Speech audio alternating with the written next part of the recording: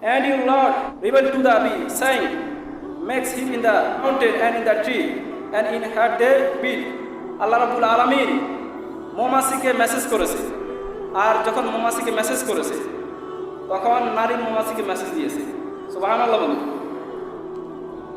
আপনি আপনার বন্ধুকে একটা মেসেজ দিয়েছেন, এই মেসেজ কি অন্য কারো কাছে যাবে?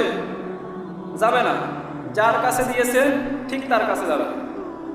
আর আল্লাহ তাআলা যখন মৌমাছিকে মেসেজ করেছে যে আওহা রাব্বুকা ইলান নাহলি আন তাখিযি মিনাল জিবালি বুয়ুতাও ওয়া মিনাশ শাজারি মিম্মা ইয়ারিশুন, যে তোমরা বাসা বাঁধাও গাছের মুখ ডালে, পাহাড়ে, উঁচু স্থানে, যেন দিল মারতে না পারে। সুবহানাল্লাহ বলুন। আর তোমরা তোমাদের রবের নির্দেশিকা পথে এগাতে থাকো, বিভিন্ন ফুল থেকে বিভিন্ন ফল থেকে পাওয়ার নেক্টর তোমরা রস খেতে থাকো, আর এগুলোকে তোমরা তোমাদের পেটের মধ্যে এনজাম করো, এগুলাকে জমা করো। সুবহানাল্লাহ বলুন।